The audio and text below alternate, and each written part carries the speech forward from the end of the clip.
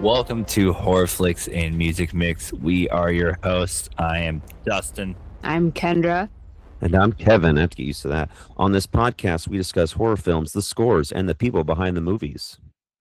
If this is your first time listening to our podcast, thank you. Our goal with this podcast is to fully analyze a variety of horror films, scores, and soundtracks, as well as give our unfiltered opinions on said films. And basically, this is the Dustin show. This is the movie that is probably the reason we started the podcast. I'm going to make sure I take a back seat and let him, like, this is Dustin's Lord of the Rings episode, basically. Like, that you're going to go all into it, and I've seen it a lot of times, but I know for you've lived and breathed this film. So talking about Scream's, Wes Craven's 1996, masterpiece, Scream. And if you haven't heard of it, what are you doing to listen to this podcast? No, I'm joking. It's fine. What are you doing? Yeah. Right. I think that every single person has heard of this film. I mean, hell, even my son knows who Ghostface is. And I'm like, well, how do you know about that? It's through Fortnite. So even Fortnite has stuff like about Scream now. So, but let's go back a ways. When did we all first see or hear about Scream?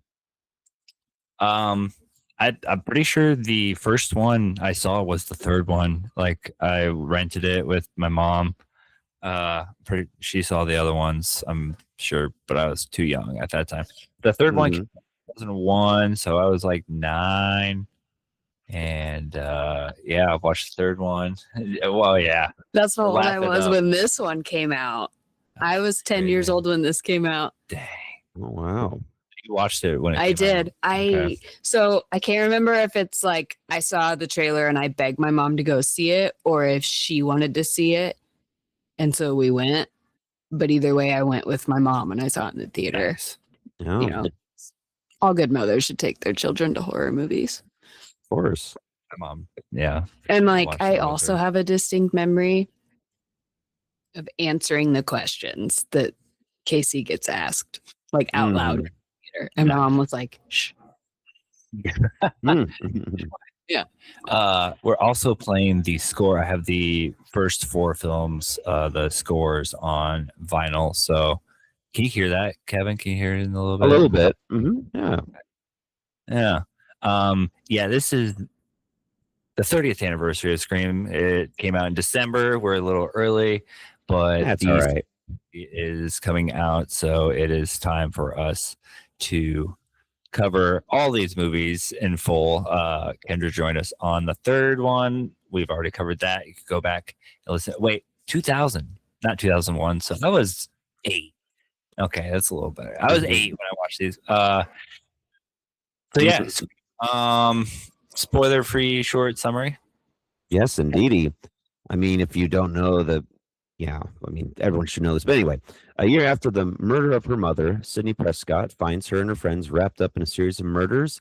In this classic whodunit, Sidney has to figure out who she can and cannot trust. I think that sums it up really well. Yeah. For trigger warnings, I mean, it's tame, though it does have some decent gore, especially like near the end where it's just blood everywhere. Everyone's got blood on them. They're feeling a little woozy after all that blood. And there's like mentions of rape and murder, so that's on that. And I love how you put on top of the clothes stuff. Kendra. I was like watching it today, taking my notes, and I saw the trigger warning, and I was like, that scene came up, this scene here where Billy sneaks in the bedroom, and I was like, that's gonna be funny. Yeah. That's my goodness. But yeah, it's Scream time. This is wow. Yeah, I think we've all seen this so many times. I look forward to seeing your little caveats on that maybe I didn't catch, even though I don't know, I've seen it but at least 10 plus times. You've probably seen it way more. So either way, I'm excited. I've seen it so many times that I noticed. So I have like 4 or 5 different copies, like versions on VHS, and this one has. So when Matthew Lillard like invites, hey, we're having a party, and Sid and Tatum like walk off, and he goes, yeah, like that part's not in this. Oh, on the VHS. Oh. Interesting. I was like, what the fuck? Like he turns around and it cuts. Oh, we should bring my notes and see which one I have. I know I have it. Yeah, we just watch. So many versions. Like I noticed 5 seconds missing. So that's how many times I've seen this movie. Wow. All right, yeah, just sit back, Kevin. Yep. Okay, title card. Scream. Phone rings. Casey picks up. Wrong number. She hangs up, and they call back to apologize. She hangs up again. Then she goes to start making some popcorn, and the phone rings. They call back again, asking, "Oh, why don't you want to talk? Oh, what are you doing? Oh, making popcorn, getting ready to watch a scary movie." And that's when we get, "What's your favorite scary movie?" Ask the person on the phone, and she answers, "Halloween." The guy with the mask stalks the babysitters. And then she asks him, "Hey, what's your favorite scary movie?" And he says, "Hey, guess." She guesses, "Oh, Nightmare on Elm Street." And is that the one where the guy has knives for fingers? He's like, "Freddy, yeah, the first one was good, but the rest of them sucked." So categorically false. They don't all suck after that. Well, it's because Wes Craven only did the first one. He did New Nightmare. It's weird because I'm surprised you didn't mention New Nightmare. No, okay, so this is before New Nightmare, though. No, it's not. No, it's after. New Nightmare came out in 94. Oh, fuck. And it was critically loved, but it did not do well in the box office. And then this came out in 96. And I love New Nightmare. New Nightmare is amazing. I got to see it at Alamo this past spooky season. It was really fun. And then 2 years after Scream came out, Kevin Williamson had Dawson's Creek come out on the WB. He created Dawson's Creek. Okay. I thought New Nightmare wasn't out yet. And between New Nightmare and Scream is also Vampire in Brooklyn. Yeah. And Ghosts of Mars. Yes. Ghosts of Mars. What? That's John Carpenter. Wait, that's Carpenter. Whoopsies. Yeah, but it's right in there. Sorry. That's all right. Okay. Well, then I was wrong. It's still kind of taking a stab. Yeah. So you got a boyfriend, asks the voice on the phone, and he's like, "Well, I want to know who I'm looking at. I want to know who I'm talking to." And that's when Casey goes, turns on the lights to the backyard, the back patio. She locks the door, then hangs up the phone again. They call back. They're mad. They just want to talk. She clicks and hangs up. They call back again. And she's like, "Listen here." And then they go, "No, you listen, you little bitch. If you hang up on me, I'll gut you like a fish." Right? Yeah. Can you handle that, Blondie? And that's when she's like, "Oh, fuck. What do you want?" And then Ghostface says, "See what your insides look like." So that's when the doorbell rings. She screams, hangs up the phone again, goes to call the police. But before she could dial the police, the phone rings again. And it's the voice. And she brings up her boyfriend, and he's going to be on his way. And one of my favorite parts. My boyfriend is... He's big, and he plays football, and he'll kick the shit out of you. His name, love that line. Steve Woodett. So tells her to turn on the patio lights again because they're watching. And she turns on the patio lights. Steve is outside, duct taped to a chair. He wants to play a game for the life of Steve. She agrees, turns off the lights, and this is when we see Steve, and Steve looks both to his left and to his right.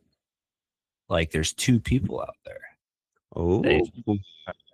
I have often wondered, because someone had to be tying Steve up while the other person was on the phone with her. Yeah. Between the first time she turned on the light and the second time. Yep. Yeah. That has There's to a video be true. actually my dad sent that this dude he has a map and he explains the whole situation, but we'll get there. Wow. Very cool. Holy shit. So So yeah, he looks to his left and his right, like he's looking at two different people. So he asks, the voice on the phone asks, "Who's the killer in Halloween?" Kevin. Mike Myers. Not Mike Myers. Yeah, baby. Yeah. Okay. Who's the killer in Friday the 13th?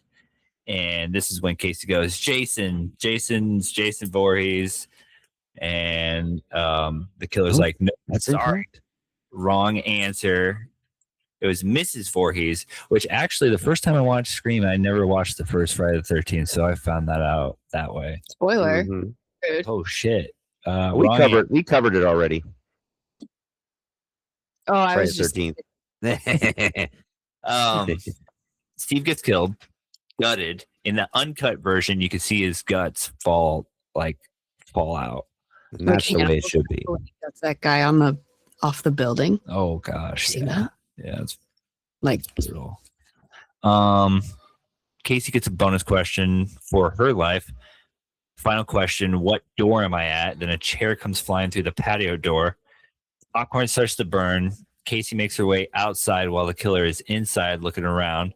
She sees a car in the distance and then looks back inside. Ghostface is standing right there, and then there's a big chase scene. Casey gets stabbed in the chest and then the neck.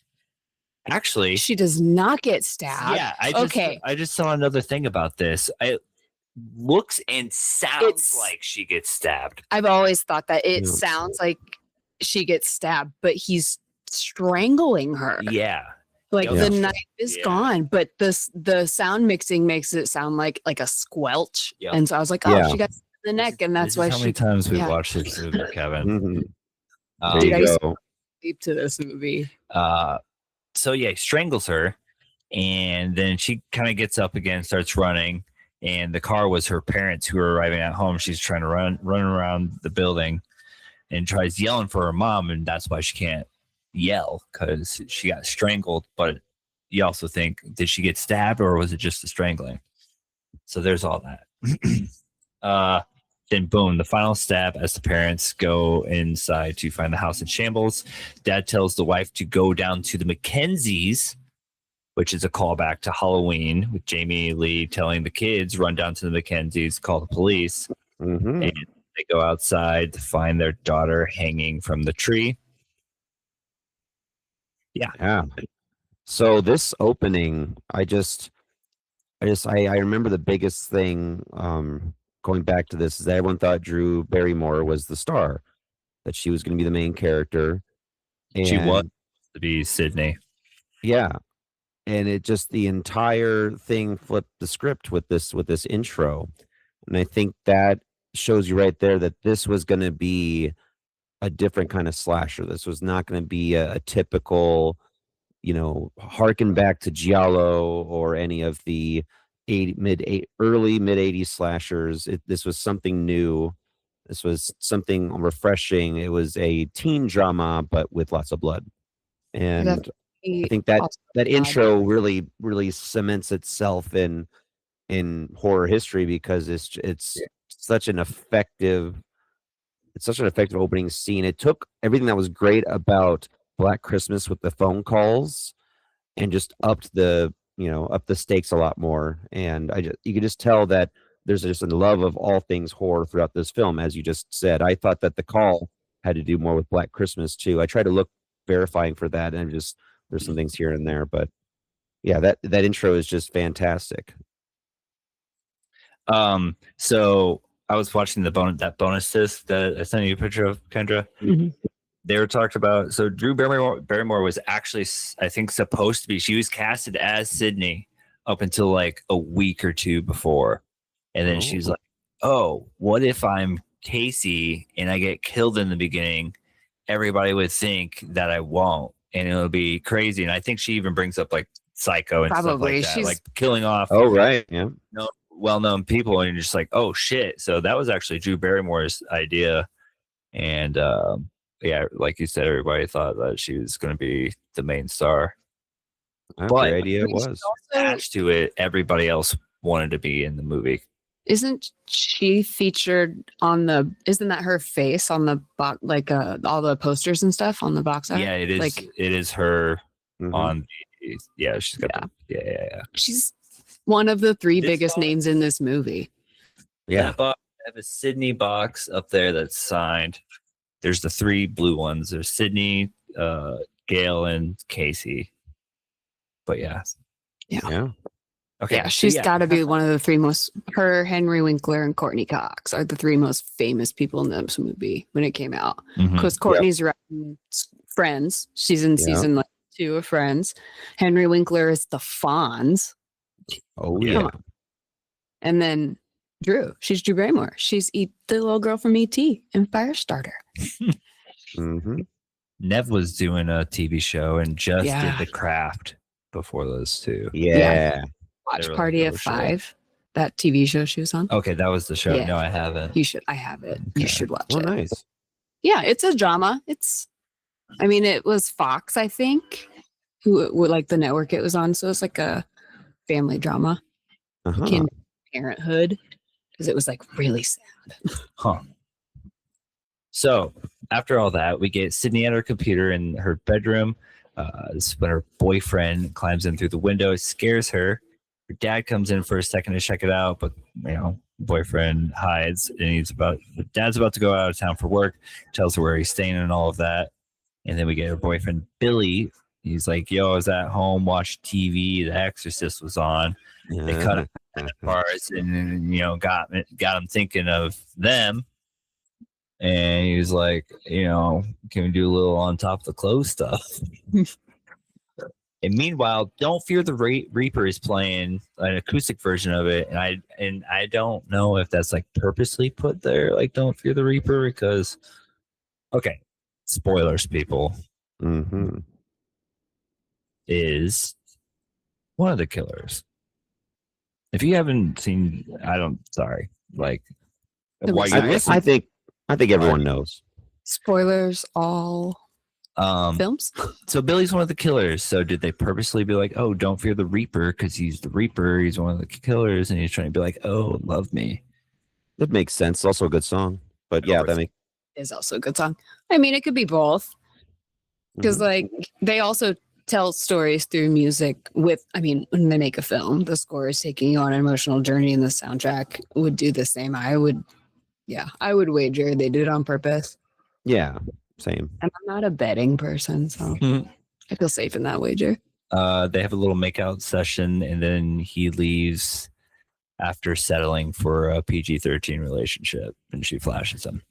Next day at school, police and news reporters are everywhere. We see Gail Weathers for a second. The news about Casey and Steve is obviously out. Sydney runs into her friend Tatum, who tells her what had happened. It's the worst thing they've seen in years, even worse than, it's bad. You're like, what is she talking about? And then cuts to class. Sydney is getting called to the principal's office when we meet Dewey.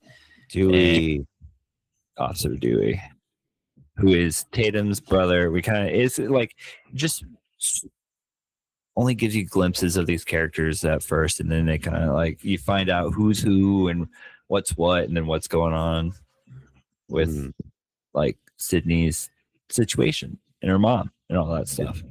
And unabashedly, Dewey is my favorite character of the entire Scream franchise. So when we get to a certain film, I have some really hard feelings, but I'm gonna get mad, I'm gonna cry. I was upset. Spoilers, people. I was also upset, but not necessarily because he died. I was upset because that person who killed him should not have been able to kill him in that way at all. Anyway, different movie, different podcast. Can I ask you guys 2 questions? What do you think the naughty bits were that the edited for TV version of The Exorcist? Like, what do you think the naughty bits were taken out? What scenes? Like the crucifix. The crucifix or the... Do you think they took the vomit out? Or the, like, your mother sucks cocks in hell line? Probably some of the language. But I bet the crucifix scene was like, nope, can't put that on TV. No. The first thing that came to mind. Absolutely. So what do you think? And also, don't forget, we get Linda Blair in the beginning of that walk. Like right before we meet Gail, we get Linda Blair as a reporter. It's the second time. I thought the same thing. I wrote it down. What's the second time? When they go back, it like shows to school again. Oh, okay. I thought it was the first time too, but no. Because I wrote it and then it didn't happen. Then I deleted. Then I wrote it later. Right on. So, yeah. Happy to be corrected. Yeah, I just read. Yeah, Linda Blair in the next. But yeah, okay. Okay. Where are we at?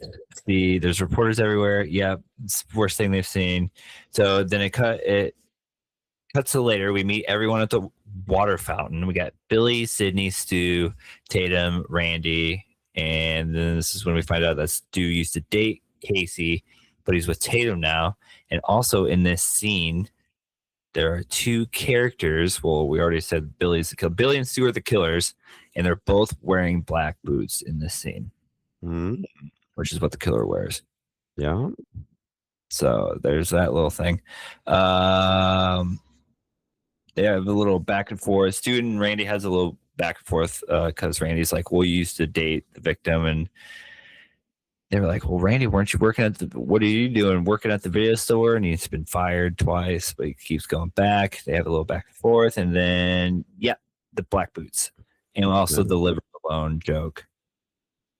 I also want to point out that Randy's shoes match they're green to match his shirt. And I love that. And like, but Sydney also, I believe, is wearing black boots. Is she? Yeah. They're just obviously a different style. And clearly Sydney's not the killer. But she's also wearing black boots because Tatum's wearing white boots.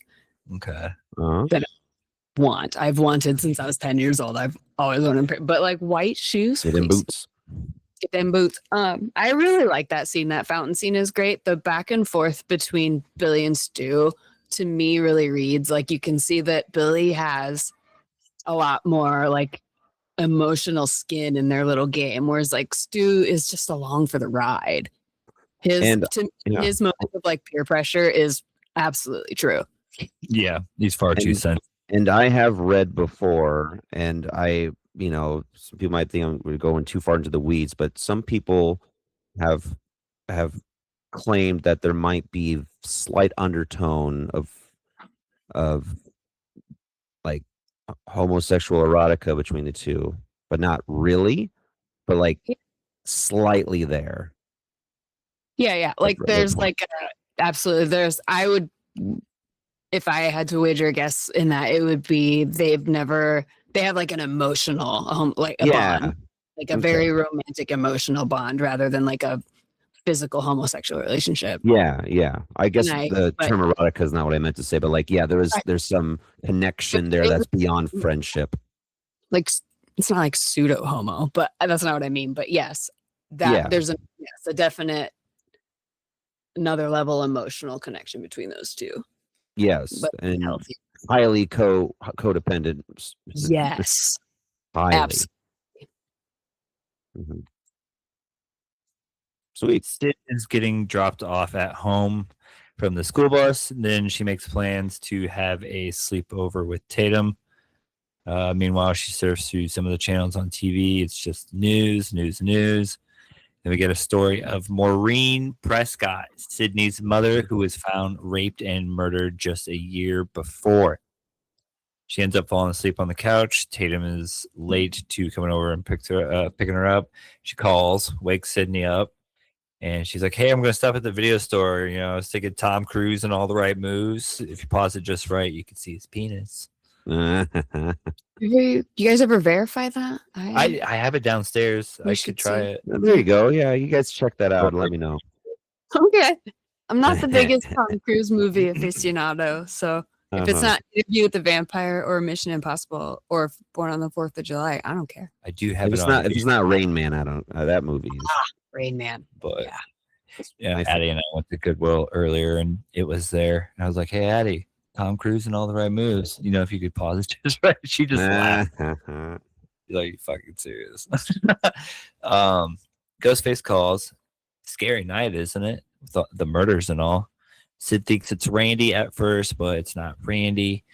She then takes a stab at horror movies. She's like, "Whoa, some big-breasted bimbo runs up the stairs instead of going out the front door." That's so funny. While running from the killer, she makes fun of that. And then Ghostface asks some questions. He says he's at the front porch but she thinks he's bluffing. She goes outside to look around, finds nothing, starts picking her nose, asks, "Hey, what am I doing?" I love that part. And then she's like, "I'm done." She goes back inside. She's like, "Okay, I'm gonna hang up." And he says, "If you hang up on me, you'll die just like your mother." She's like, "Holy fuck, what?" Yeah, when the voice like just gets really, really irritated. I love that switch. Just like, oh, if you hang up, yeah, you'll die just like your mother. You're like, oh fuck. Yeah, that's Billy. He's so Ghostface is so angry. Yeah. In that phone call, there's like no fun. Yeah. Like I say fun in the way that like Casey's phone call, there was some like play, some like psychological torture play back and forth, or rather towards her. But with just like fuck this, I will kill you. Maybe both of them were talking in the. I mean, if that's the case, because like the first time it's hung up, and the second time, we could tell he's getting more and more irritated and less patient. Interesting. I don't know. Yeah, I've always noticed like a tone shift, like that I've been like, oh, I could be almost 100% certain that I know that's Billy, because I hear a lot more hate and like anger in his ghost. But it's also one voice actor, so that's kind of silly. True. Interesting. I wonder if that voice actor, I can't think of his name right now, Roger Jackson. I wonder if he like made a conscious decision in that to make them sound slightly different. I think I recorded when we were at Crypticon a couple of years ago. Roger Jackson was there. Yeah. Sat at his panel, and he did the voice and everything. I got the video on my phone somewhere. Should play like add that to this or something like that. He signed that VHS too. I was like, dude. But he doesn't even look like a scary. He does the voice of Mojo Jojo from Powerpuff Girls too. Oh, I am Mojo Jojo. Mojo Jojo. Fucking Ghostface. But I also saw in a recent interview that Nev didn't meet him till like the third movie because they always had him in a booth offset. Yep. They always stayed away from him. He always like did his lines over the phone. Yeah, out of sight. To keep the attention. Very cool. So she goes out, she picks her nose, thinks he's bluffing, hang up on me, died just like your mother. She runs inside and locks the door. But Ghostface is inside, hiding in the closet, jumps out. They have a scuffle, and she tries to go out the front door, but it's locked, so she runs upstairs. I always really liked that she ran up the stairs, not out of like panic or stupidity, but like just because she was trying to keep herself safe and lock the door.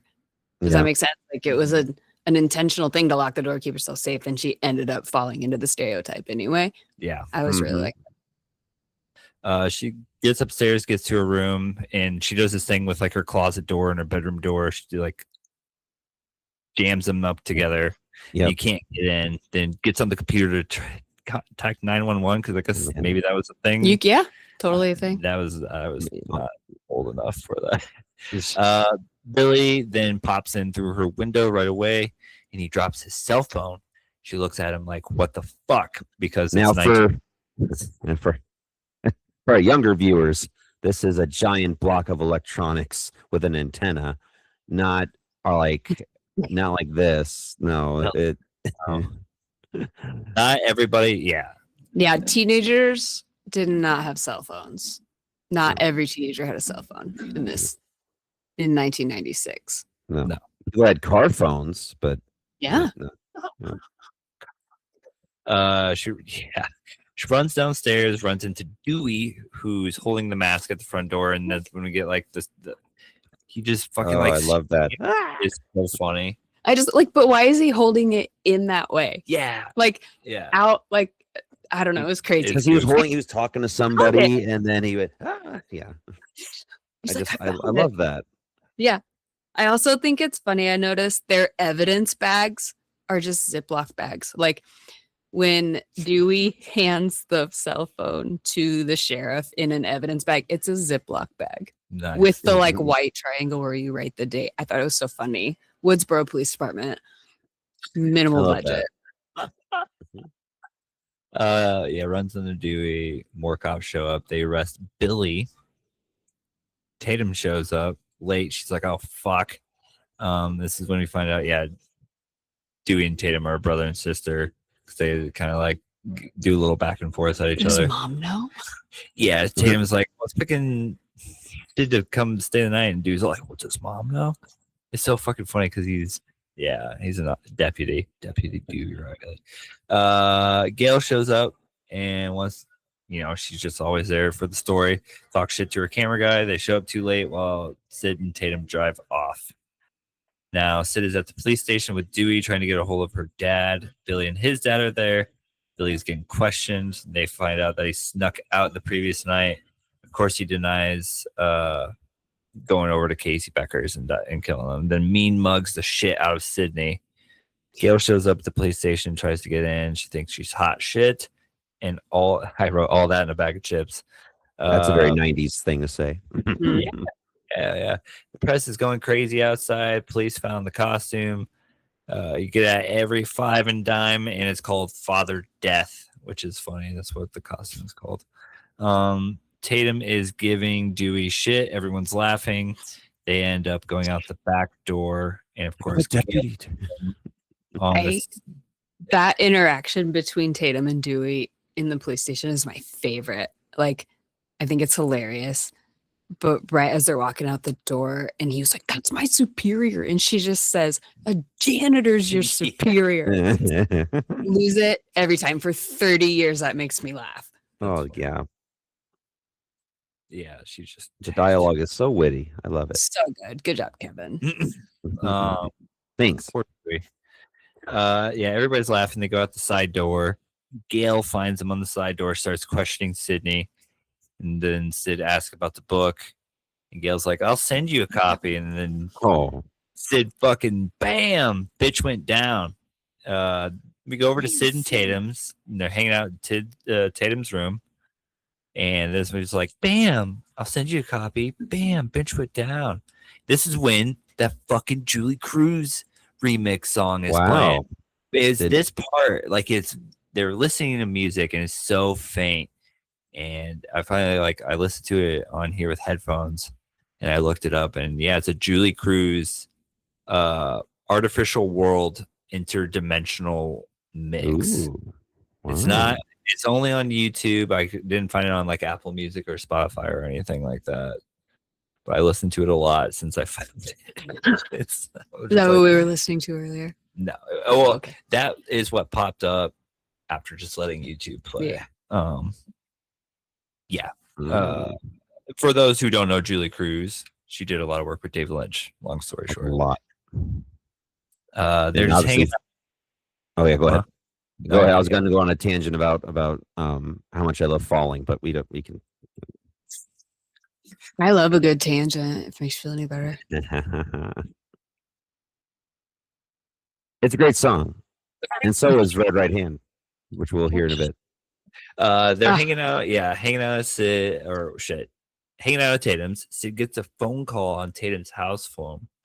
She picks it up, and of course, it's Ghostface. "Oh, poor Billy boyfriend, you fingered the wrong guy again." And then they're like, "You'll find out soon enough, I promise." And Red Right Hand starts playing, and it's the next morning. Red Right Hand is in every movie. It's not. It's in Peaky Blinders. Peaky Blinders. They use it. Yeah. Is there one movie that it's not in? It's not in 4. Okay. Fucking 4, man. They couldn't get the licensing for it or something. It was weird. Probably because of Peaky Blinders. Maybe.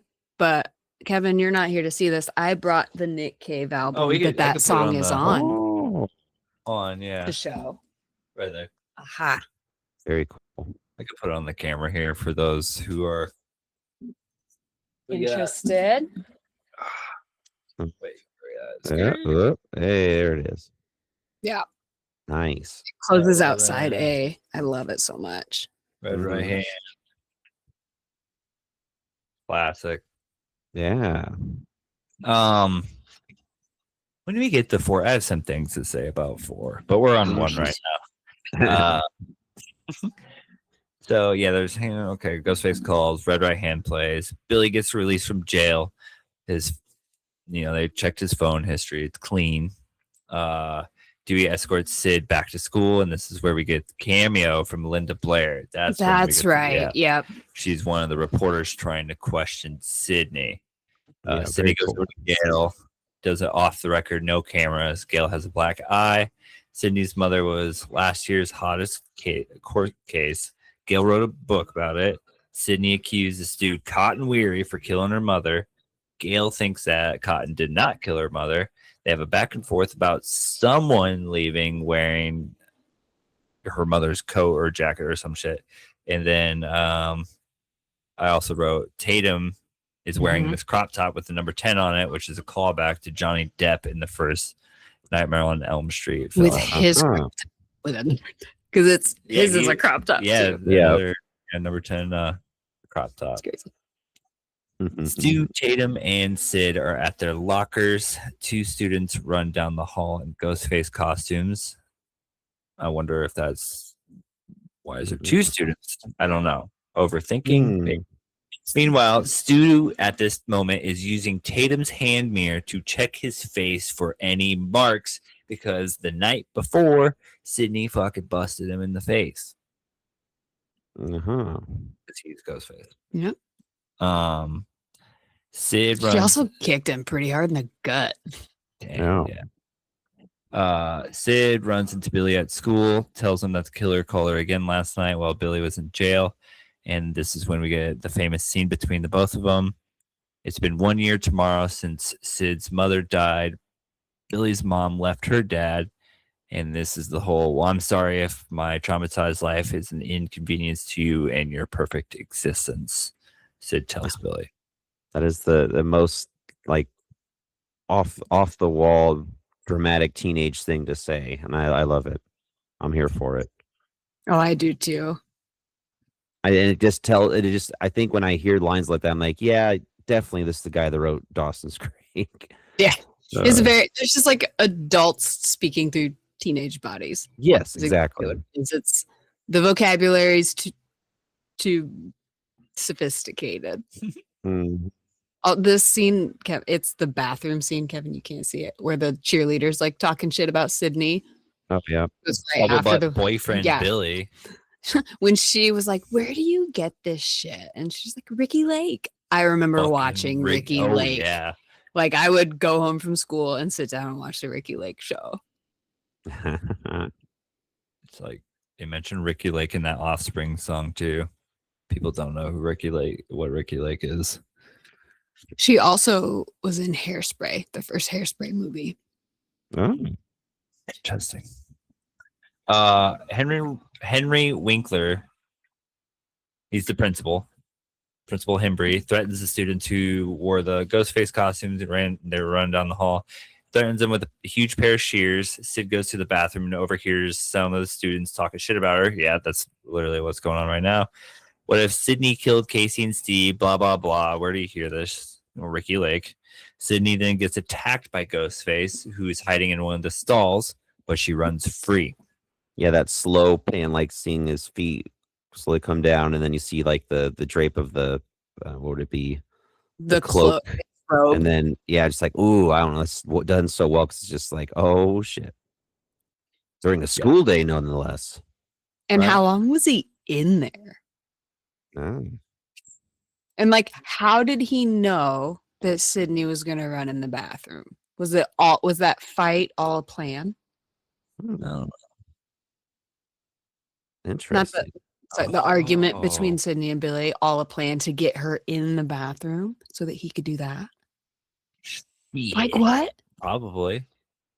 Actually makes sense. These 2 boys are geniuses. Yeah. Oh man. Okay. Gail confronts Dewey, who's 25 years, but he was 24 for a whole year. They kind of flirt. An announcement comes over the intercom. All classes are suspended. There's a curfew. This is when Stu announces that there's going to be a party at his house tonight and invites Tatum and Sid. They agree to go. And it goes back to Principal Hembry. He's messing around with the mask that he took from the kids, and he hears a noise. Goes out into the hallway to find Wes Craven dressed as Fred the janitor. Then goes back into his office, checks the closet doors, nothing. He goes to close his office door, and boom, Ghostface is hiding behind that door, kills him. School's out for summer. Is a good transition. It like just starts playing and it plays on like this little radio. Did you guys ever point your speakers out your window and play your music to the neighborhood? No. No, that would have not flown in my neighborhood. Like, turn that shit off. Yeah. Well, no, actually I did do I did it through the basement that was going out towards the creek, so people would hear stuff. I would have like, I'd play like WWF Volume 3 and stuff, and it'd have like Stone Cold and the Rock's theme music because that was cool. That's at this time. I think I remember putting speakers in like a kitchen window with a screen out into our backyard, but it would have probably been like Leonard Skinner or the Judds that I was playing because that's what my parents listened to. There you go. Yeah. Damn it. Sorry.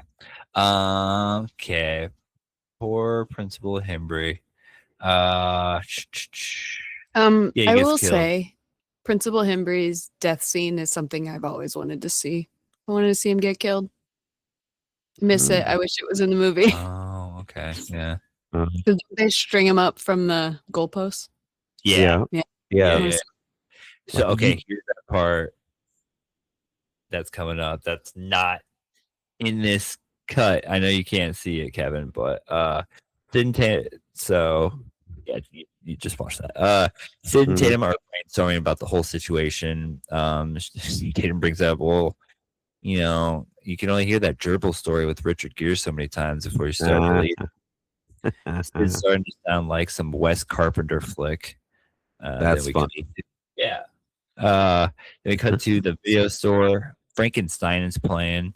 Randy's working. Stu is talking to him. Billy is standing there in the horror section. Poor taste. Talking to some ladies, which I'm like, oh, that might be somebody number 5. We'll find out. I'm curious about that. You know what I mean? Talking to some ladies in the horror section. Prom night. Okay, Brandy brings up, Prom Night Revisited. If everyone just watched Prom Night, there's formula. Prom night, everything is all right. What's that? Prom night, everything. Well, we did cover Prom Night, yeah. Jeez. Which prom night? Or did you do a original? The 1981. I think we did an original versus remake. We did on that one. God, the remake was atrocious. That was so long ago. It was so bad. That was so long ago. Everybody go back and listen to that episode. Prom Night Revisited. Oh, shit. Yeah. Oh, I see what you did there. Thanks. Yeah. Randy has a crush on Sydney. Then Stu brings up Sid's father. How come they can't find him? Then Randy said that the pops won't, the dad won't pop up until the third reel, which is what happens. Then he does have his eyes though. They didn't gouge those out. Yeah, eyes gouged. Yeah. Then boom, Billy scares Randy. He gets sandwiched between Billy and Stu. Motives are incidental. It's the millennium. So the town is closing down for the curfew, and they go, geez, it's like the town that jutted sundown. Tatum asks, hey, what if they make a movie about this? And Sid says, with her luck, they'd cast her as Tori Spelling. Which we'll get there with Scream 2. Dewey has ice cream. The chief wants shit locked down. Tomorrow is the anniversary, and they have to find Sydney's dad. Tells Dewey to stay close to Sydney. Dewey then drops Tatum and Sydney off at Stu's. It's like, what's the fuck? There's a curfew, and we got Deputy Dewey. I'm just wondering if he's aware that Tatum's gonna go to that party, no matter what. Like, that party's going to happen, even though there's a curfew. So why wouldn't, I mean, he could just go there to keep an eye on his sister. Yeah, which is what he does, basically. Right. Not a good one, though. And it's better to keep, and maybe to him, it's like it's better to keep all the kids in one spot than have them all ran about town. Like accounted for for a while at least. Yeah, I get that. The sheriff that Dewey's having a ice cream cone with, like, he eats ice cream every time that sheriff takes a drag of a cigarette, but that sheriff is actually the deputy in A Nightmare on Elm Street. Oh, fuck. So right after Johnny Depp's character's death, Heather's or Nancy's dad is, going into the house to check it out, and that guy's the deputy that walks up and is like, "It's pretty bad." Interesting. Yeah, I didn't know that. I noticed it randomly one day, and I was like, there's no way. No, that's not. And then I went back and I looked. I was like, "Yeah, thanks, Wes." That's really cool. Interesting. Wow. Dewey drops Tatum and Stu, or Sid off at Stu. He also hangs out there. Gail and her camera guys show up as well, but they're hiding out, kind of parked down the street. Then Dewey pops up and scares them. And he says he's sticking around to keep an eye on things. And that's when Gail asks to join him to go inside to the party. Randy and the gang are looking at movies. They're deciding what to watch. Okay, what would you, Evil Dead or Hellraiser? What do you think? I watched Evil Dead, yeah. Hellraiser for me. I love that movie. It's my favorite horror films of all time. I love Evil Dead too, though. I love that. I think, yeah. How do you feel about Army of Darkness? It's fun. It's a fun movie. It's like the Looney Tunes of horror films, and I love it. I love the way you just described it. Yeah. They also bring up, prom night. I'll be back in 2 minutes. Okay. I just need to use the restroom. You keep going though. I'll just, He said he'll be right back. Oh no. He said he'll be back. You're gonna die. He's gonna die. He's gonna die. Oh man, he's gonna die. That's nice knowing you, Kevin. Oh man. There he goes. He's dead. We're never gonna see Kevin again. Prom night, The Fog, The Terror Train. How come Jamie Lee Curtis is in all of these? Okay. Prom night, Terror Train, or The Fog? Which one are you picking? I don't think I've seen Terror Train. Okay. So Terror Train? Yeah, I'd watch that one. Yeah, I picked The Fog. Otherwise, I would pick The Fog over Prom Night easily. Yeah. It's way better. That Carpenter score? Yeah. It's way better. Okay, sorry. The original Prom Night over the remake, yes. Yeah. Gosh. Party music's playing in the background. Then Dewey and Gail show up to the party. Stu tells Tatum to go and grab more beers from the garage. She goes out and grabs some beers from the fridge. And while she's doing that, someone shuts and locks the door behind her. She tries to go out the garage door. And this is when Ghostface shows up. And she goes, what movie is this from? I Spit on Your Garage. And then this is when she's also like, oh, please don't kill me. I want to be in the sequel. Which is what our pasties said when we went to that movie party. We did get, yeah. Oh, please. I want to be in the sequel. Don't kill me, Mr. Ghostface. I want to be in the sequel. That's fucking funny. Pasties. What a prop to give out at a movie party. That's like, I mean, like, obviously honestly, I know why, but yeah, it was hilarious. It's like, what the good fuck? On you, Alamo. Oh, Alamo. She gets cut, tries to run out, but the door is locked, and she throws some of the beers at Ghostface, which would hurt. First of all, ow. Second of all, she plays softball. Her aim is like spot on. Yeah, she nails him in the face. In the she groin. Messes him up. Hits him with the fridge door and throws beers at him. Then she goes to try to call through the cat door, the dog door, whatever. Ghostface presses the garage opener, and Tatum's stuck inside the doggy door, gets lifted up and crushed to death. Do you think a garage door would bear the weight of a person Tatum's? I mean, like, she's easily 115 pounds. I don't know. Don't get me wrong, I love that death. I think it's creative as hell. It's it's a big maybe. Yeah. I don't know. Like going up, coming down, yeah. That could kill somebody. But I don't know if it would still lift up. Yeah. I've always wondered that. Everyone, people start leaving the party. Billy suddenly shows up and she's like, what are you doing here? And Sid says, if Tatum saw you here, she'd draw blood, which is pretty funny. And then they exchange some funny looks. Timing. Yeah, they do. Yeah, they exchange. Stu and Billy look at each other just briefly.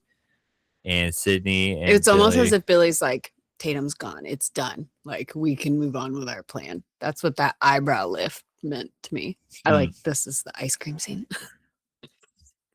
He does. Yeah, it's because he doesn't do it so innocent. He doesn't smoke, but he wants to be part of the like gang.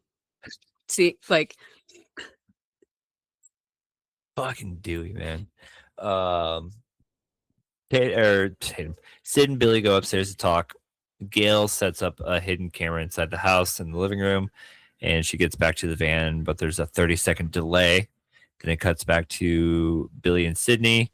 They start talking about everything. Billy compares it to Jodie Foster in Silence of the Lambs.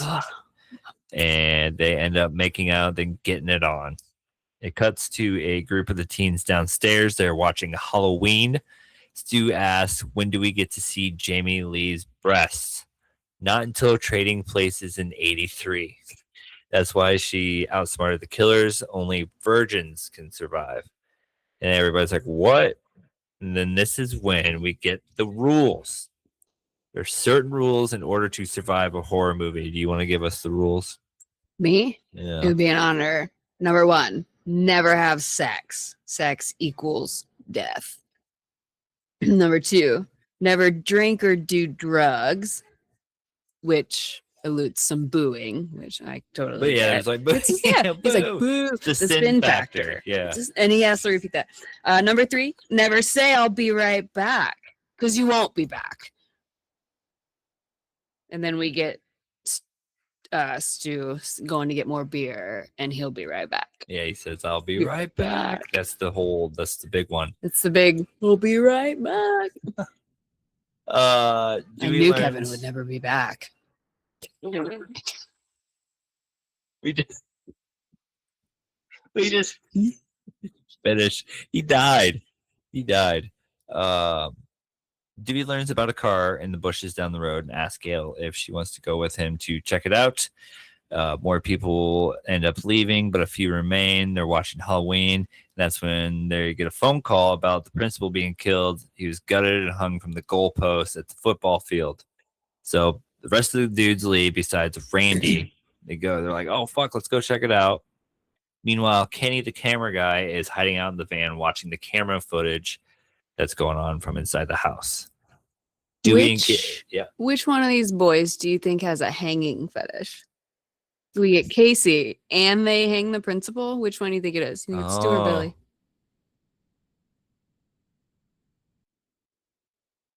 I think it's Stu. I was gonna say Stu. Because it's theatrical and like I was gonna say I think it's a little weird and silly. Interesting. Yeah. The things you think about when you've been watching a movie for 30 years. Right? It's like, who likes hanging? Yeah. I was going to say Stu. Yeah. As well. On the right page. Yeah. Poor Kevin. Poor Kevin. A moment of silence. Pour one out for Kevin. Oh, man. Dewey and Gail are enjoying their walk. This is when the teens almost run them over on their way to go see the principal, and they jump out of the way, find the car in the bush, and of course, not until after they kiss. But Dewey's on duty, so he can't do anything. Good for him. Yeah. Dewey's got boundaries. Billy and Sydney are getting dressed. Sid asks, hey, well, so who'd you make your one phone call to when he was in jail? And this is when Ghostface shows up and stabs Billy, then chases Sydney around the house. She tries getting out of one of the attic windows, climbs on the roof, but Ghostface tries to grab her. She falls and lands on the boat, which I don't think would be soft. I think that would suck. That would be painful. Those boat covers are like tarp. They're like hard tarp. But also her shoes on that roof, that is a steep roof. Oh, yeah. There's no way. She would have been done. Yeah. But yeah, that stunt woman, good for her. Oh. Okay. He did come back. He's alive. Oh, wow. He's alive. You are an exception to the rule. Did you get your virgin? Yeah, you're a virgin and a beer wench. Missy got up and had to change her. We're good now. Where are we at? Okay, so Sid and Billy, they did it. Tatum died.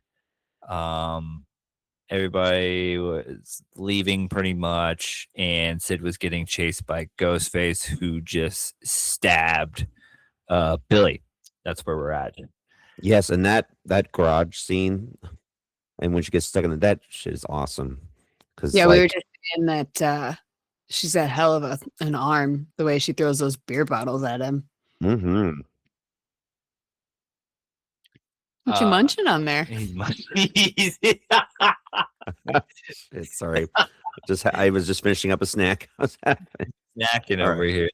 And then so yeah, Sid falls, lands on the tarped boat, gets up, sees Tatum hanging in the garage door, and then it cuts to Randy, aka Jamie Kennedy, watching Halloween, and he goes, "Watch out, Jamie! Oh, look, there!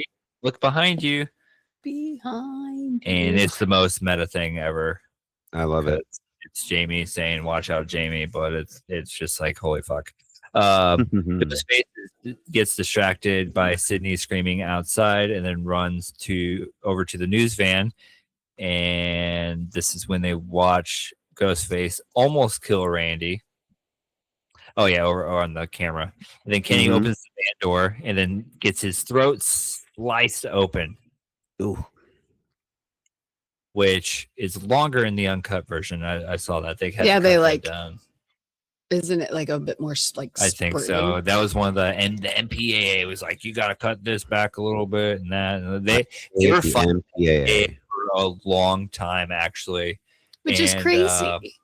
Yeah, and they had to cut out a bunch of stuff, and then I forgot who it was. I think it was Bob Weinstein, because it's Harvey and Bob did this. But he talked to him. He was like, you got to look at the movie like a comedy, because there is a lot of funny stuff in it. And then that's when the MPAA was like, oh, and then gave them their R rating. Huh.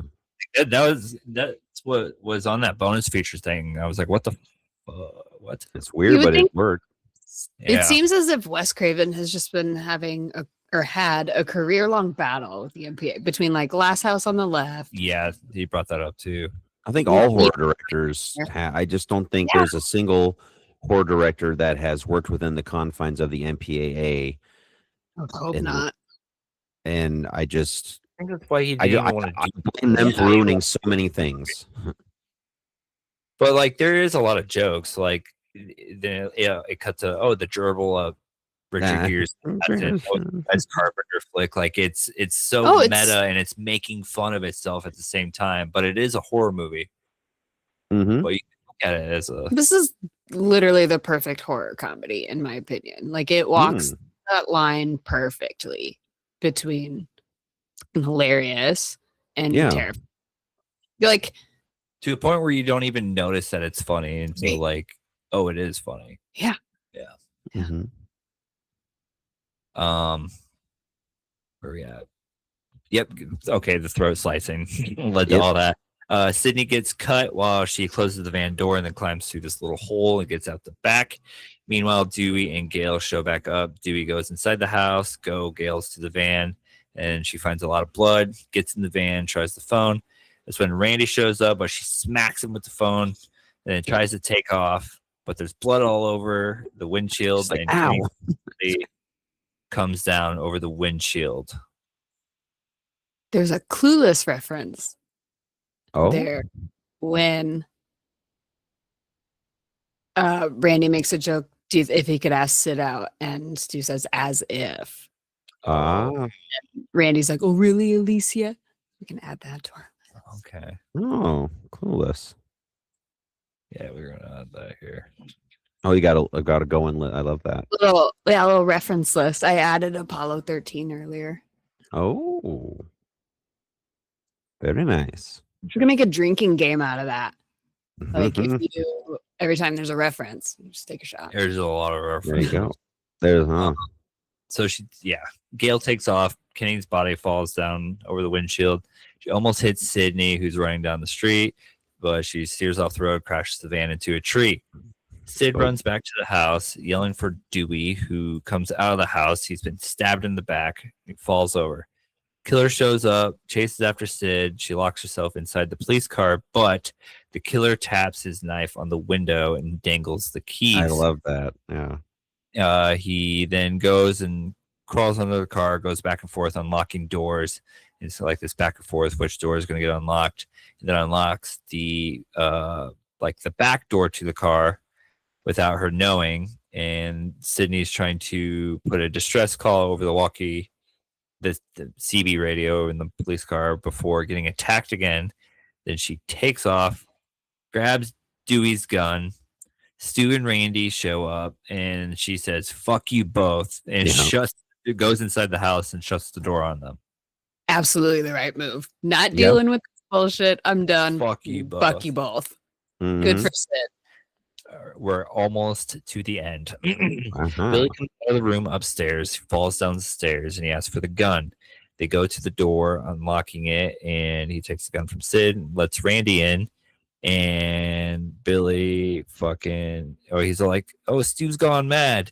And Billy turns around and says, oh, we all go a little mad sometimes. Shoots Randy. We already got the Psycho reference. Good. Yeah, he goes, Anthony Perkins, Psycho.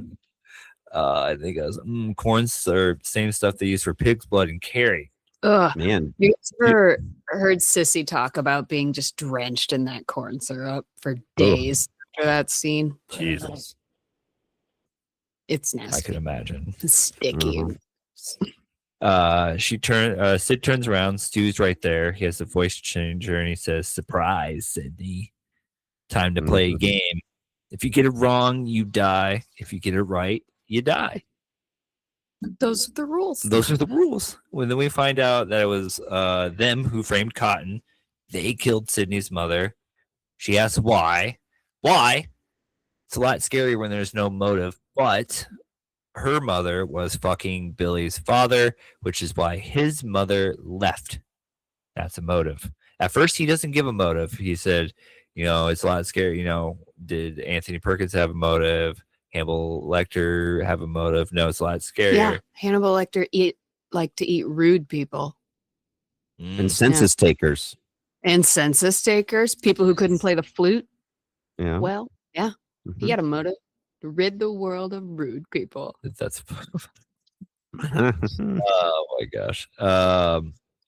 Stu then goes and grabs Sydney's father from the other room. They have him tied up, and it's after midnight now, so it's been exactly 1 year since they killed her mom. Billy and Stu then stab each other.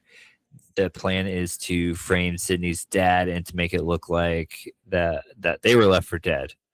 And then they carry out they gotta get to carry out the plan for the sequel, because these days you gotta have a sequel. You gotta have the sequel. Yeah, that spit that falls from his mouth when he says that line. It's great. Stabbing continues, and Stu is feeling a little woozy. It's a little woozy here. Gail takes the gun when they're not looking. She fucks up, forgets that the safety is on. Billy knocks her out, takes the gun, and then Sydney disappears. So is her dad. The phone rings. It's Sydney with the voice changer. And she goes, well, guess who called the fucking cops? Hey, do you think she's gonna... She's so mad at me. I love this entire scene. Matthew Lillard. Mm-hmm. There's a part, that part when Billy hits the like hit Stu with the phone. All that was kind of lived. He's like, so he was really like, you fucking hit me with the phone. Like that was kind of real. I mean, those pretty got some weight to them. The phone ring. Yeah. Okay. The jig is up. Stu thinks he's dying.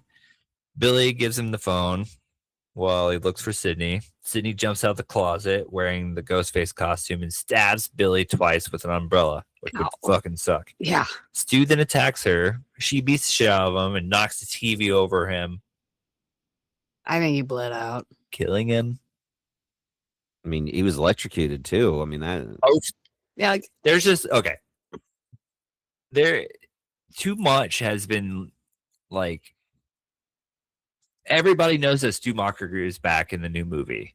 In what capacity, I don't know, but they're hyping it up to a point where it's like Stu's alive and he's behind it all. And it's like, it doesn't even make it fun because, Matthew Lillard just came out with this Ghostface vodka. Stu Macher's back. Roman Bridger's back. What's going on? Well, I don't know. Hold on. We also have to remember now we are dealing with an AI society. Yeah. So, Scream, I'm trying to be hopeful about this seventh movie. I'm going to be super real with you. So, like, I've been thinking about that. And Scream has always been like kind of a commentary on the current state of media. Mm-hmm. So, like, there's a very real chance that all of those people are coming back so they can get the actors. But their characters very well could not be alive. It could be a complete AI thing. That would be smart, and I think that could go well. Mm-hmm. Yeah, I think that in Kevin Williams' hands, it could go well. But like I said, I'm also trying to be really hopeful about this seventh movie for reasons that I'll talk about when we get to like the fifth and the sixth movies. Yeah. Yeah. Because there's like a part in the fifth movie that Dewey talks about Stu as if he didn't die. And then there's parts of the trailer for the seventh movie showing like a psych ward.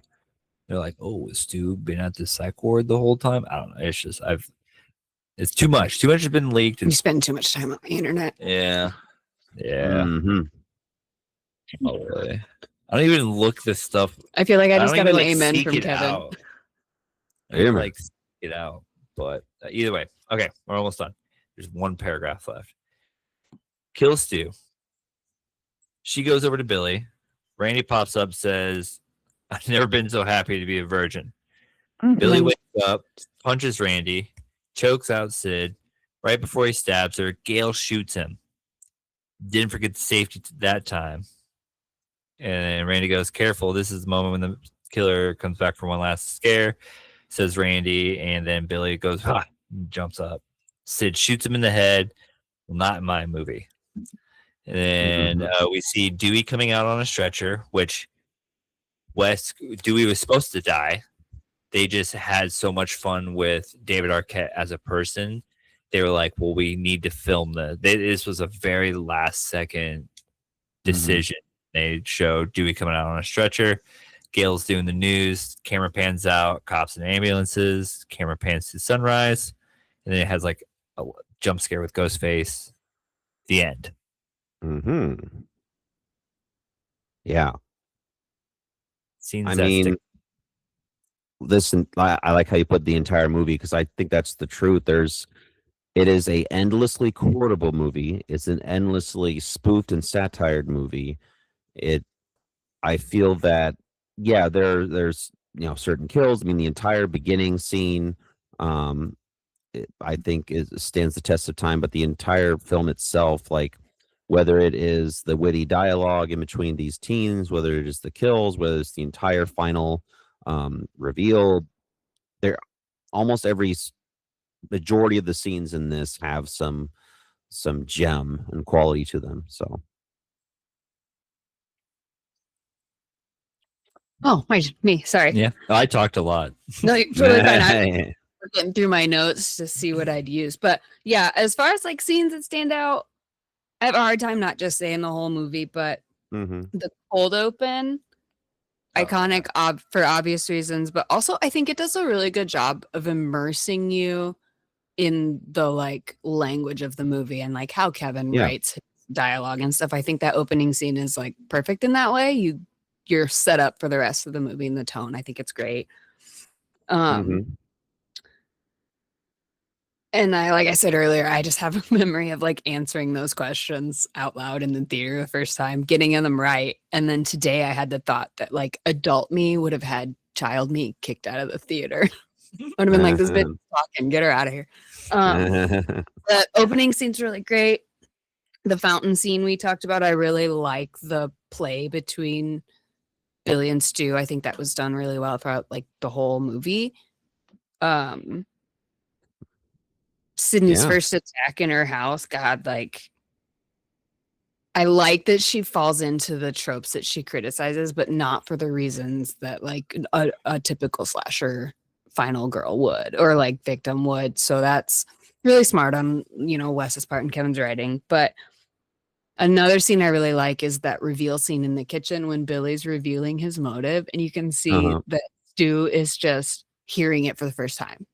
He had almost no idea why like Billy was actually doing this, and I really like that. You can see that you said earlier, Kevin, they have such a codependent toxic relationship, and Billy just drugs Stu along for the ride because he needed a part. And I just think that the relationships in this movie are played so well too, even like Sydney and Tatum.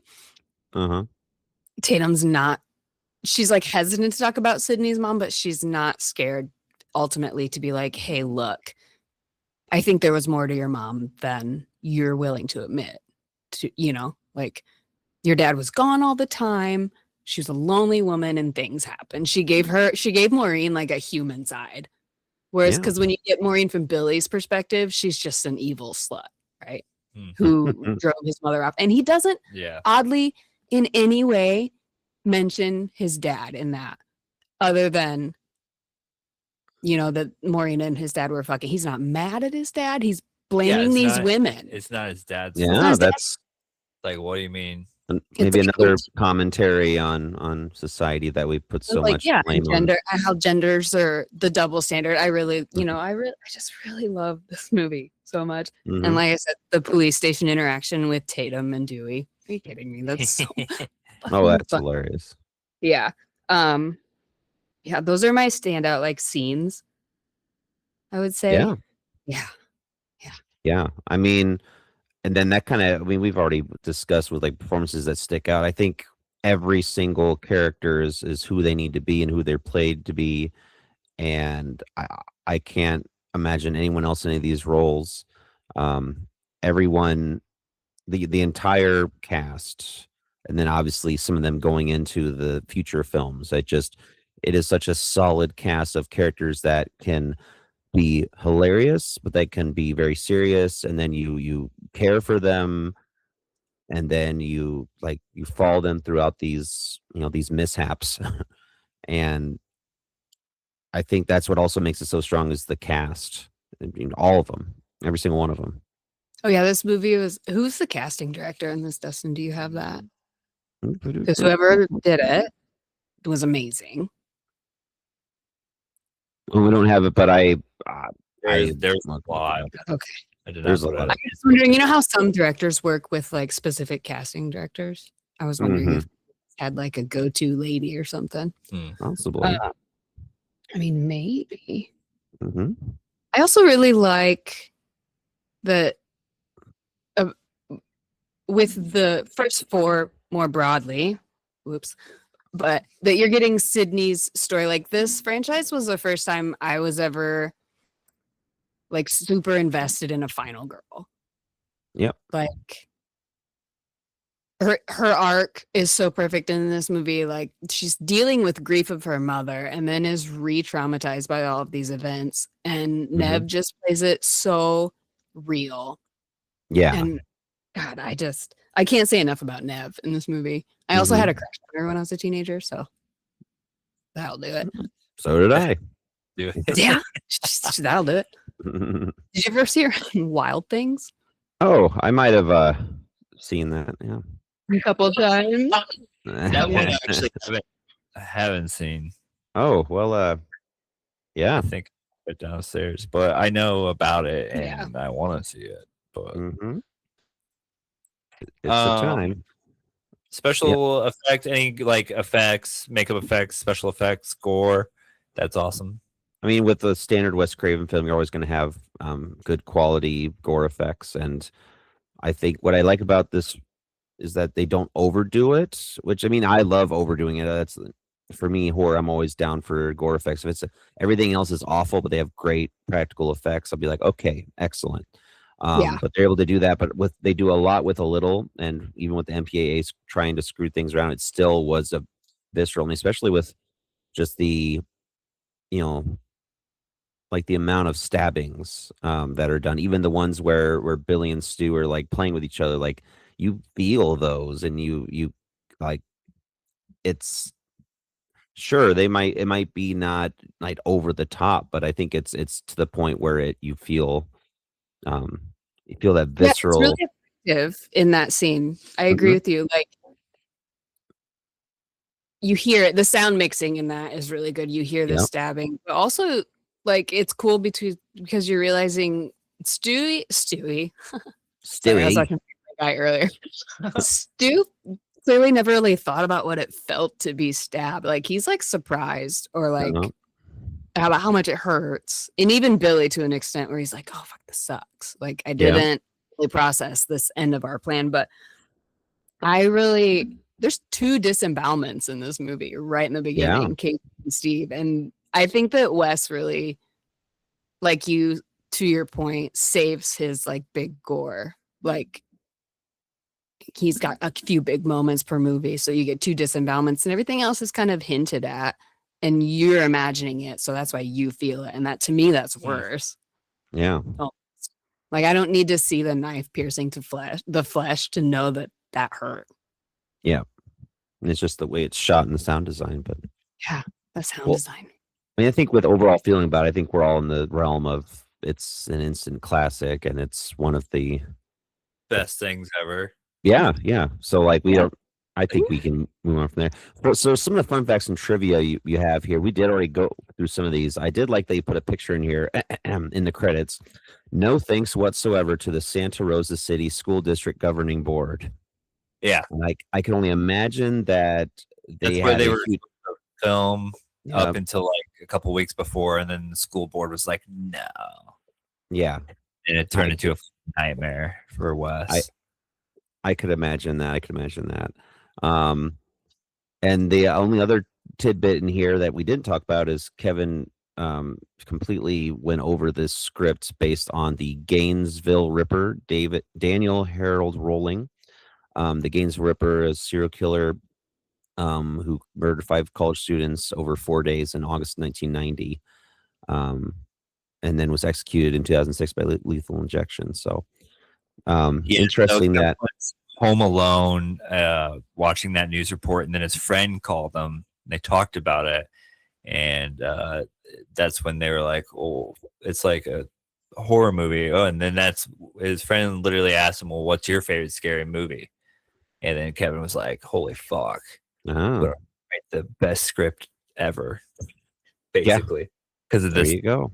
One night that he was just watching the fucking news. Yep.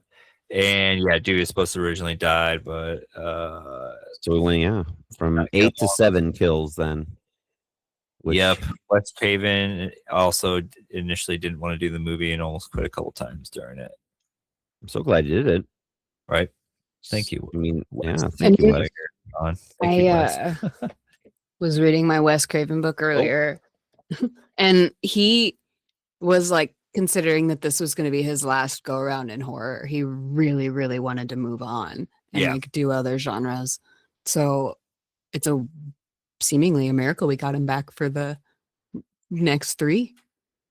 Yeah, absolutely. Total kills 7. Oh yes, 7 kills. Casey, Steve, Principal, Tatum, Kenny, Stu, Billy. Movies that are mentioned, made fun of, and acknowledged. Do you want to go over this list? Absolutely. Halloween, A Nightmare on Elm Street, The Exorcist, All the Right Moves, Prom Night, Terror Train, The Howling, E.T., Frankenstein, The Town That Dreaded Sundown, Evil Dead, Hellraiser, The Fog, I Spit on Your Grave, Silence of the Lambs, Trading Places, Psycho, Carrie, Apollo 13, and Clueless. That's a lot. That's a lot. Yeah, good for them on that one. And for the soundtrack, we got some classics here. Youth of America by Joey Ammo. Oh wait, Joey Ammo. Bird Brain. Is that the name? Oh, that's the name of the band. Yeah, yeah. That's Yeah, that. When the kids and yeah. Whisper by Catherine. Interesting. Obviously, we talked about Red Right Hand and Don't Fear the Reaper already. Artificial World with Julie Cruz. That's cool. We found that. They found that. Better Than Me by Sister Machine Gun and Soho's Whisper to a Scream. Moby. The only reason I know Moby is because Eminem made fun of him. That's the only reason I knew about him. I know he was a pioneer of like electronic dance music. That's kind of what his feel is. The Connells with Bitter Pill and Alice Cooper School's Out. Yeah. The Last Hard Men. I don't know what that is. Not what that is either, but it sounds sketchy. No, I'm kidding. And Marco Beltrami did the score. And I had a chance to listen over to the score. I don't know if you guys been doing a vinyl edition on this, going more in depth. No, we just kind of, I don't know if you could hear it. We just I mean, it's been playing for I hear it faintly, but I mean it's iconic in the sense that it is very it's able to go through like kind of like a whimsical, like, hey, it's a teenage drama, and then they put in some of the more like 90s themed like alternative, and then they'll have like these big crashes and stuff like that when the killers come out. So I think it's well done. There's nothing that stuck out for me. It was just kind of like standard, but I think it's definitely complimentary to the movie. Yeah, but it's not like, oh man, I know that's the Scream theme. It's not really that. Right. It's more just like, yeah. It just accentuates what's going on. So that's why when I listened to it, I was like, there's nothing that I can remember from this. Just kind of like a typical like orchestral score. But then Sydney's themes and her laments are good, but it's pretty standard fare. Pretty cut and dry. Yeah. So characters, actors, crew. Here we go. Sydney Prescott's played by. 2 seconds. I went and I grabbed so you could. So yes. The box set that I have, and I want to show. Oh, geez. What? How are we? Oh, getting pretty woozy here. Yeah, Scream 1. It has the blood red vinyl. People watching, and then the box set. Because I think we talked about this when we went over 3. We did, but that was before we were doing the video. So here is what the box set folds out to. It's giant Scream mask with a bunch of information in the background. So cool. Yep. Okay. Now we can move on. That. Yeah. So actors and crew, here we go. Sydney Prescott played by Neve Campbell, Billy Loomis played by Skeet Ulrich, Stu Macher played by Matthew Lillard, Dewey Riley played by David Arquette, Gail Weathers played by Courtney Cox, Randy Meeks played by Jamie Kennedy, Casey Becker played by Drew Barrymore, Tatum played by Rose McGowan, Principal Hembry played by Henry Winkler, Cotton Weary played by Leif Schreiber, and Roger Jackson as the voice of Ghostface. For crew, obviously was directed by Wes Craven, written by Kevin Williamson, produced by Kathy Conrad, Dixie J. Cap, Stuart M. Besser, and more. Cinematography by Mark Irwin, the cinematography for this is fantastic, as well as the editing by Patrick Lussier. And we have 100 or so people within the sound art and makeup department. Like they went all in on this movie when it came to the budgeting. And as you can see, it pays off dividends. And of course, director Wes Craven. My gosh, I don't even need to look at this, but obviously he started off with, he was an English teacher. So as a fellow teacher, I was appreciative of that. Maybe I should get in movies too. He was just barely making bank, and then he decided to make Last House on the Left with another fella who would go on to be direct Friday the 13th Part 1 and be like a big deal in that. For some reason, I cannot remember his name for life of me at the moment. Cunningham. Yep, that's the one. Yep. So they worked on that together, and then he didn't do really anything for a few years, and then came out The Hills Have Eyes, and then would go on here and there to make some other films, and obviously made a big break with The Nightmare on Elm Street, and then that would be his big claim to fame. And then, of course, he basically he always reinvented himself every decade. So 1970s, he had Last House on the Left. 80s had Nightmare on Elm Street. 90s, he had Scream. Like, this guy just could do it all. Yeah. Yeah, we lost him too soon. Well, with his directing style, he always had socio-political commentary. He was a very political person. So there was always some idea of what he was discussing, whether it was in the House on the Left, like looking at the end of the hippie generation and this new age of violence and post-Vietnam stress. And Nightmare on Elm Street is looking at how teenagers are affected by all the stresses of the modern day, in this case, not getting sleep. And then Scream is just more of like how we just look at, how horror films have evolved over time. And so it's like he's always had a lot more to say. And I think that just goes back to his writing and English teaching career prior to filming. And then he makes stuff like, with The People Under the Stairs. That's another one that has a lot to say. And that is such a fun film. Serpent the Rainbow. I can't believe I almost forgot that some of these other films he's done. He's done so many other great movies. And the directing style too, like he's known for not shying away from blood and gore. He's not one from shying away from confronting, misogyny and racism on screen. Just overall, and everyone that's ever worked with him says just one of the absolute best. So. It was made in the US of A, and originally titled Scary Movie, ironically. It would be a movie 4 years later called Scary Movie.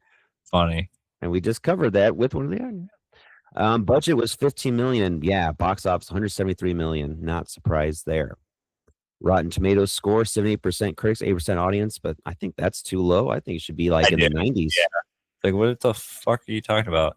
And apparently you sent it. I saw it as well before you sent it over. But the trailer for Scary Movie 6 is supposed to drop ahead of Scream 7. So, and it's with the original Scary Movie. So John Abrahams, who is on, he's in it. It's the Wayne's brothers again, right? Like yeah. Most of the original crew from the first one, I think. I thought that's what I read. That's just awesome. So it means it'll be funny again. I only ever saw the first one. And then they get bad. Yeah.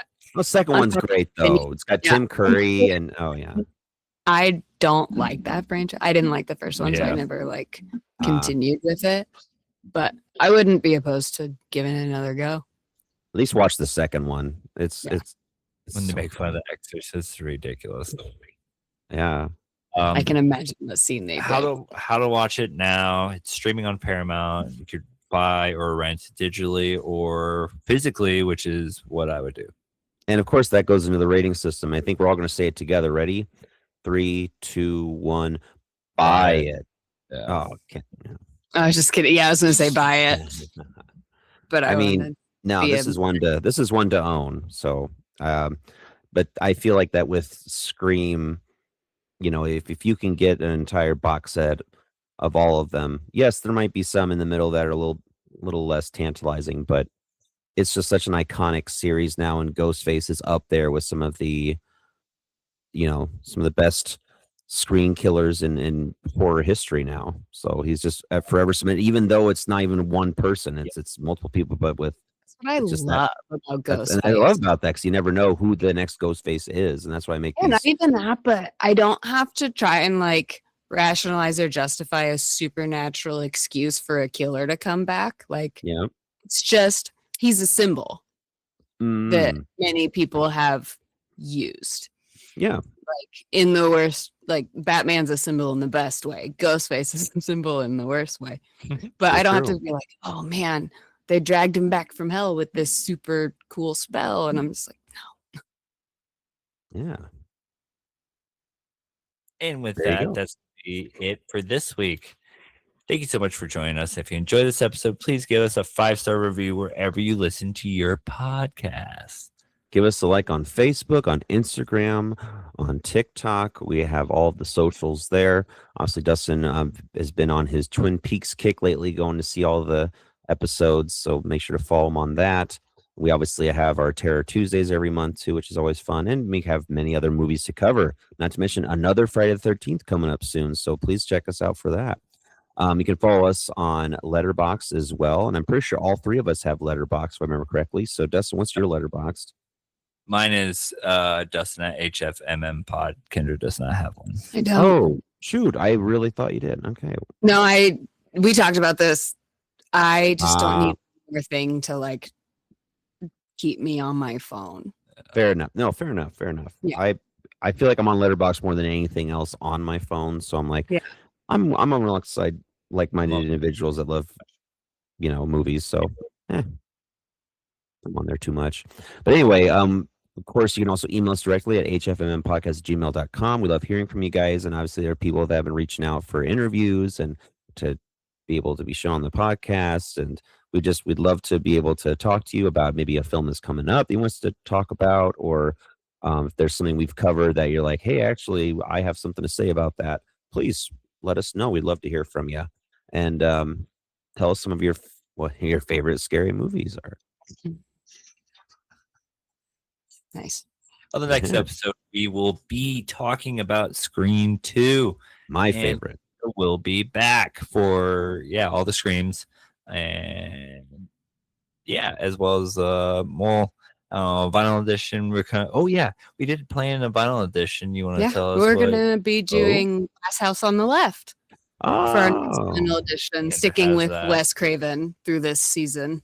Well, that's cool. Yeah. I'm pretty excited about it. I listened to it the other day, and I've never listened to excited. That. I know I'm gonna have to listen to that one now. I don't think I've ever listened to that intently. I've only seen that movie once. I have some things to say about it, but whenever we get to the movie, we can get to that. But yeah. Then I do have this 4-pack of Scream 1, 2, 3, and 4. So we'll just play 2 while we're covering 2 next time, and we've already covered 3. Go listen to that episode, and until then, freaking don't say you'll be right back. Don't have sex. Don't have sex. Don't do drugs. Don't drink.